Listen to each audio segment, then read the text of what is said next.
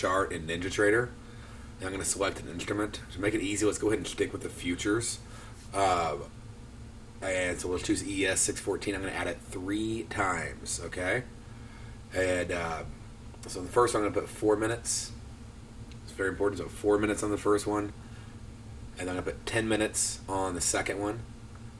And then after that, I'm going to put 60 minutes on the third one.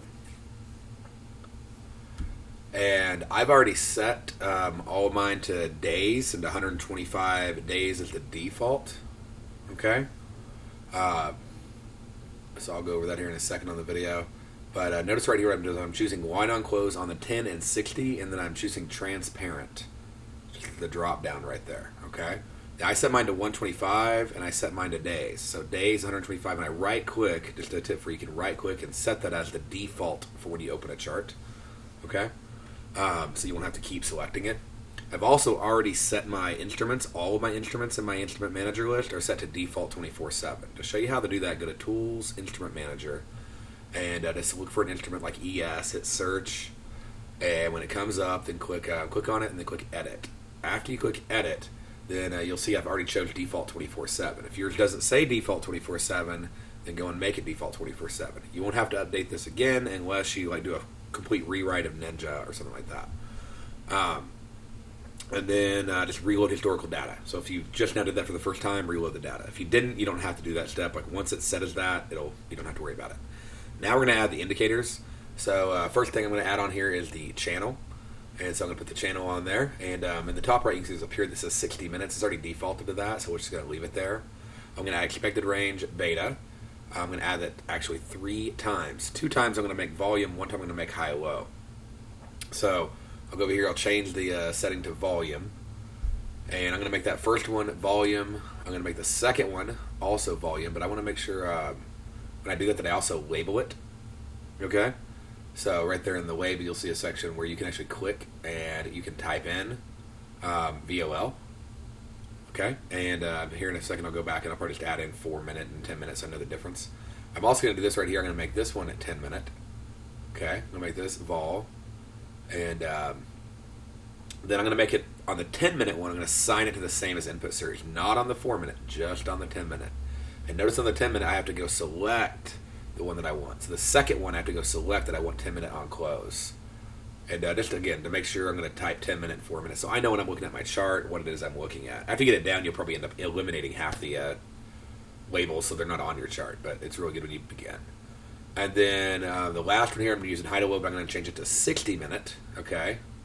So I made that transparent data series before, 60 minutes. And I'm going to say same as input series. Okay. And I'm also going to label it high to low so I know what I'm looking at. So that's my expected range, high to low, and also my actual range, high to low. And then right over here, I'll do same as input series. A few more quick little things to add. We're not going to add all the MVP stuff yet because I want you to get Boomerang down first. But some things that you do need to go ahead and start adding, and we'll go over those in time. But deviations, deviation levels. On the deviation indicator, make sure, if not already, that you have it set to where it says like green solid bars, like width 10, red solid bars width 10. Okay? So go ahead and set those as the default if you don't already have those as a default. Once you put them in there, right click and say set as default. That's the same thing you do on the 4 minute bars, like if you want to make it where they're always 125 days, and you'll need them to always be 125 days, it'll prompt you to go back and fix it. Okay? After you do all the indicators.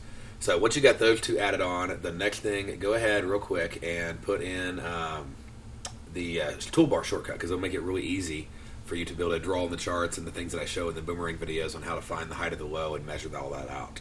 Make rectangles and all that fun stuff. Now you got your chart. Now that that's done, let's go ahead and save the template.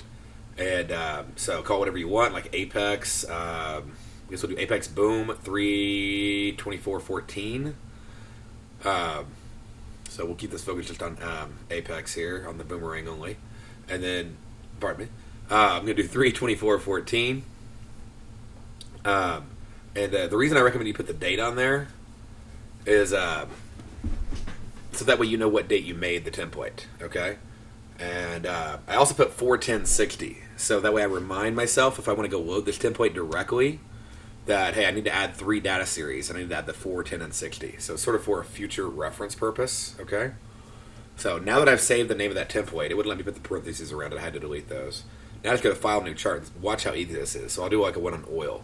So I'm going to click oil. I'm going to add 3 oil charts. And it gets so much simpler now, okay? So oil, oil, and oil. And now that I've added oil a few times, now I'm going to make one of them 10, one of them 60. Okay? As long as I did everything else correctly before, now all I got to do is just simply select that, Apex Boomerang from today's date that I chose, and click OK. And it's going to render, go through, pull everything, boom, it's done. So very, very simple, very easy to do.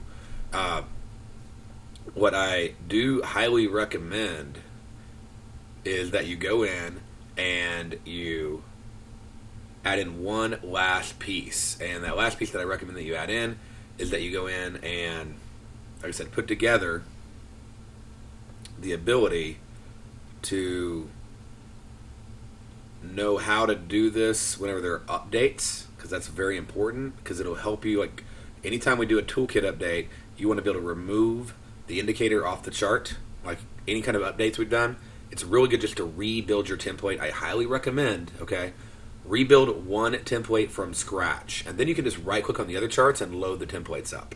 Also, if you ever see like double indicators loading up, just right click and say load templates, okay? And again, a reminder, save a blank workspace with nothing on it, okay? And save this workspace maybe as like your Boomerang workspace.